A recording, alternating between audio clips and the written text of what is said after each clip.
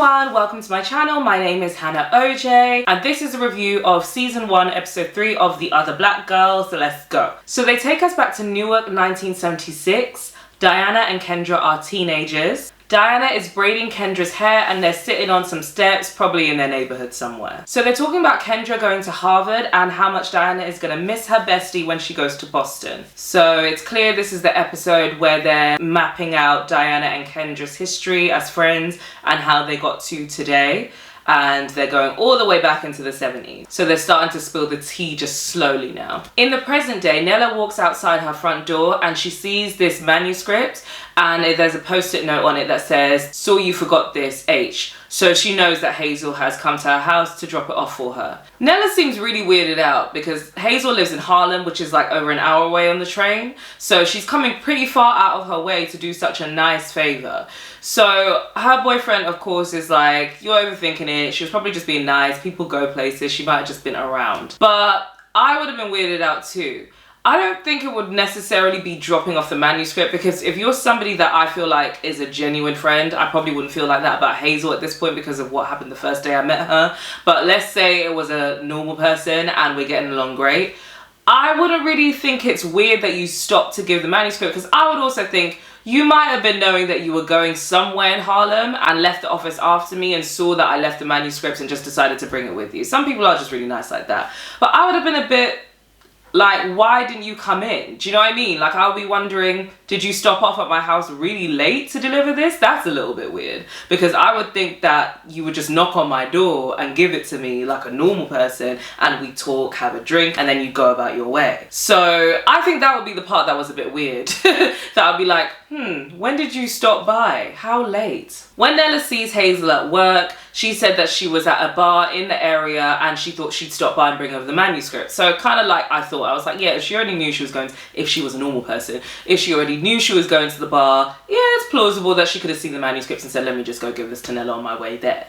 But that would have been a decent hour where you could have knocked on my door. But I digress. Hazel invites Nella to this Condé Nast fundraiser uptown, but she hasn't actually been invited, so she's really just inviting Nella to gate crash. Hazel gives Nella a little mini makeover before they go, and I can't lie, Hazel might be an op, but this look was really working for Nella. The blazer was definitely giving established book editor. It really suited her. Then while they're in the bathroom, a trickle of blood just randomly starts pouring down from Hazel's head, hence the poster for the TV show. Hazel pretends that it's nothing, she insists it's fine and just gets rid of Nella while she cleans up, I guess.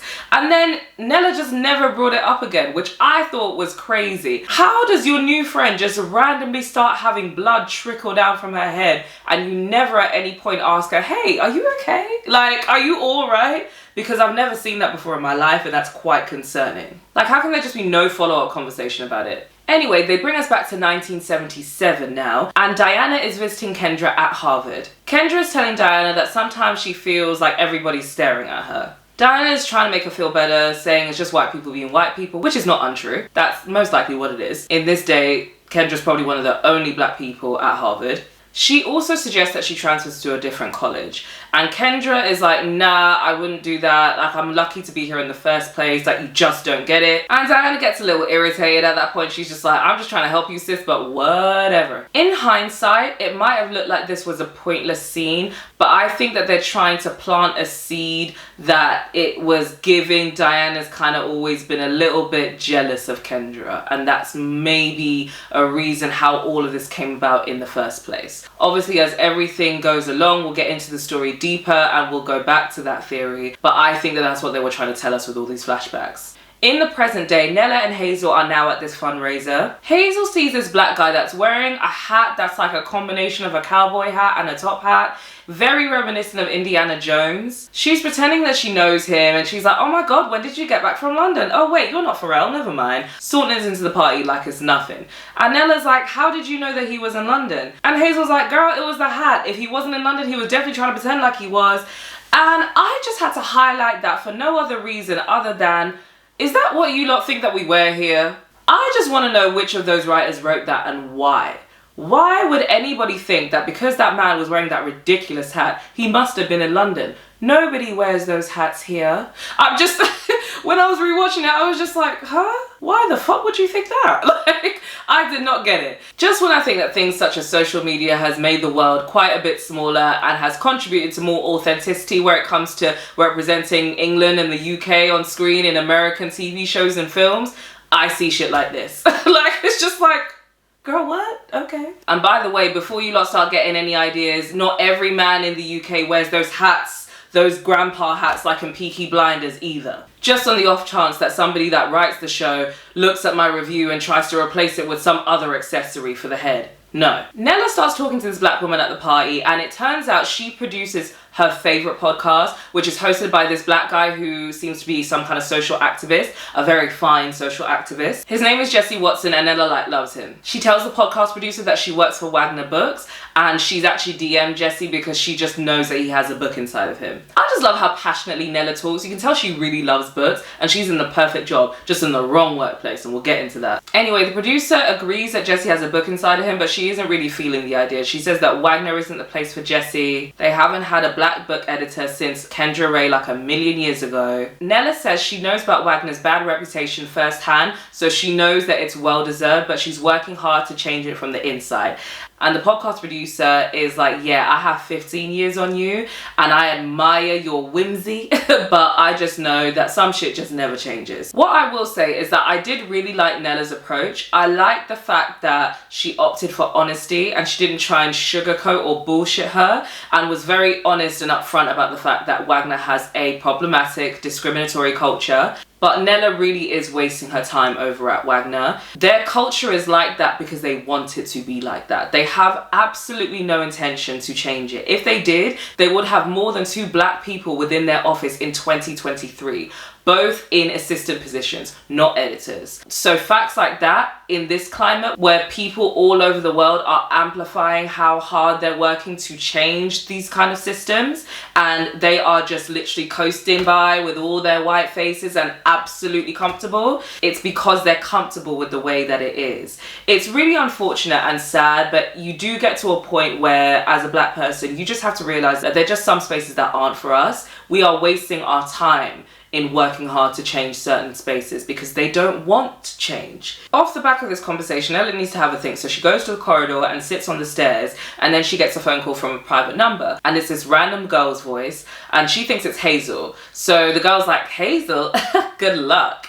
Now, what I will say, I think this is a good time to interject and say, did we ever get any explanation for any of the stuff that's happening to Nella? All this weird stuff like the voices, the flashing lights, the phone call. Like, obviously, as stuff transpires, some things click into place, but I feel like there were some things that weren't really explained. Like, I understand that it's a thriller and it's meant to be the tension and the suspense building that are really more for us as viewers, but at the same time there's still things that are happening to Nella, so why was there never any explanation? Like, what was that supposed to be? Then Hazel Hurst pops up out of nowhere with champagne and mini sandwiches, but Nella's still kind of brooding about the conversation that she had with Jesse's podcast producer. Then Hazel says, girl, you're so fucking moody. I've never met anyone who is more... No, what did she say? I need to get this right.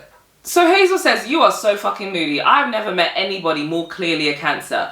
Bitch, fuck you. We are not moody, okay? We have a lot of emotions going on up and through here, okay? It's a lot to process. We don't always understand them, so we have to think about them a lot. Shut up. I'm not triggered, but I'm just saying, fuck you. There's a lot of Cancer hate out there. You lot are rude, because you know Cancers are sensitive, but you always want to pile on us. Fuck all of you. Anyway. We move. Psycho Hazel encourages Nella to go into the party, act like an up-and-coming editor and network. But then as soon as Nella gets started, she runs into Richard. Richard is looking big mad at first, like Nella thinks he's about to go off, but he then says, that's the ballsiest thing I've ever seen you do. So she's like, oh, okay. And she kind of takes this opportunity to pitch to him the idea that she had to do a re-release of Burning Heart and to bring in Kendra Ray again to maybe write a new forward for the book. Richard says that they can't get Kendra Ray, and this is where he explains what apparently happened to Kendra. So the official story is that her bag and her subway pass were found on the subway one day and then she was never seen or heard from again. But he says that in reality she actually committed suicide. and she broke his heart basically. But he seems intrigued at the idea of a re-release, so he says they'll talk about it more on Monday. But he does seem intrigued at the idea of a re-release, so he says they'll talk about it more at work tomorrow. It's 1985 now, and young Diana is visiting Kendra at Wagner Books. So obviously Kendra's graduated from Harvard and she's got a good job at Wagner. Diana's brought sandwiches so she and Kendra could have lunch, but Kendra is mad paranoid. She's looking at the judgy white woman in the office and she's saying that she doesn't really want to have lunch away from her desk because she doesn't want them to think that she's slacking. Maybe to some black people even watching, that seemed a little dramatic, but trust me, people are funny. This is 1985 as well, remember. I'm sure they would have probably thought that. Any excuse to get the nigger out, you know? I'm sure that was their mentality back then, so it wouldn't even surprise me if she was working with people that would be clocking every minute she's away from her desk, you know? I've even worked at places where it'll be mainly white people and then one black girl will join and then another one will join and then we'll all start getting close and then they'll all start to give you weird looks like all the black girls are getting close. Oh my god, are they plotting against us? Like, trust me, the weirdest things we do at work make white people uncomfortable. It's very strange. Isn't it crazy when you think about it how much racism impacts us? Like, we're the ones that are triggered. We are the ones that are so paranoid about every move that we make, everything that we do, but they are the ones with the problem. Like, I'm over here minding my business having lunch, but I'm the one that has to be worried even though you have a problem. Crazy. God, life is just not fair for us. But anyway, we move. Young Richard walks in and Diana is all over him like a fly on shit. She introduces herself to him and at first she bigs up her friend Kendra, saying she's a superstar, all of that. But she does mention that she's a writer and he's interested, especially after Kendra Ray said she's really good. So he asks both of them to join him for lunch so they can talk about what she's working on now. When he leaves, Kendra asks, is that why you came down in the first place, to pitch yourself to my boss? And Diana was like, bitch, were you not just here? I just did both of us a favor. Like, what the fuck are you talking about? Notice how she didn't answer her question. Now, she absolutely did come here to pitch herself to Richard, but I am not mad at that. She's a young writer, a black writer at that. Her best friend is working at a publishing company. She absolutely should go down there and shoot her shot. I'm not mad at that. And I understand Kendra being paranoid because obviously she works there and she wants to make a good impression. She doesn't want to make it look like I'm just trying to bring in my friends. But at the end of the day, hey, it's money, innit? If it's a good book, if she's a good writer, I don't see the problem, you know? And hey, at least Kendra got to eat her lunch in peace, child. So we're in the present day now, and the episode ends with Hazel and Nella leaving the party in a cab, and Richard is a little further back in a car watching them like a creep, and he's on the phone with a mystery person saying, things have changed, I need you. Now we know that he was on the phone with Diana. But yeah, this episode was a light one, not too eventful. Just like I said, more of a painting the history between Diana and Kendra and making us understand the relationship between them before all the shit went down, which we'll find out later on. And yeah, that's about it really. I have no major takeaways other than the fact that Diana, Richard and Kendra, why did we have to change the actors for the younger them? Like, I really don't like when TV shows do that, when they make the actors that played them when they were a teenager or young adults completely different people that look totally different to the adult versions. Like, their faces would not have completely reconstructed when they get older like that. People essentially stay the same. They may gain weight, they may get taller, they may have more facial hair, they may get more wrinkles, they may get terrible skin, bad teeth, you know, shit like that. But you're not going to look completely unrecognizable from your old face. Like, come on. But anyway, that being said, I did like the actresses that played the younger versions, Diana and Kendra. Don't know about Richard because he was only in it for 2 seconds, but yeah, I'm not mad at their performance, but I just feel like that's dumb when they do that shit. But anyway, I like the episode. What I will say though, because I'm rewatching the episodes as I'm going back to take notes for the reviews, and Nella, I love you, but you are slow. Like, Hazel, girl, she's weird. Why are you her friend? The blood? The phone call? Sis, come on. And then by next episode, I really don't get Nella. Like, I don't get why. I feel like her level of fear and hesitance, it needs to be higher. Like, it needs to be stronger. It's like a 3 and it needs to be at like an 8. Like, how many warnings do you need to get about this girl before you stop fucking with her? Come on, Nella. I'm just saying, in real life, Hazel, we can be cool, but yeah, nah. And I guess to be fair, Nella's character, the whole point of her being like this is because she really wants more black women in her life. Like, she only has Malika. But I feel like that's so crazy. Like, if you really want to make friends with black women, in New York, surely there's ways to do it. Like, I just feel like if you were that desperate for more black friends, you could have found some by now without having to rely on Hazel as your only option. But that's just me. Anyway, please comment down below and let me know what you thought of my review and of the show in general. I love to hear people's thoughts and opinions on TV shows that I'm watching, because I love to talk about TV shows, as you can see. And yeah, please let me know what you thought. Subscribe to my channel for more reviews. In the past, I've mainly reviewed reality shows, but I plan on reviewing all kinds of TV shows and talking about more content as I go along. If you guys already know me from my podcast, then you'll know I talk about other things as well. But with YouTube, it's a lot of work, so I gotta start slow. I gotta get consistent with my schedule. So until I get to a point where I'm just pulling these together quickly and seamlessly, then we can add in more topics. Anyway, that's just a little PSA as to what you can expect from me going forward, if you care. But anyway, like I said, subscribe to my channel, comment below, like the video please, and stay tuned for the next review of episode 4 of The Other Black Girl. See you later!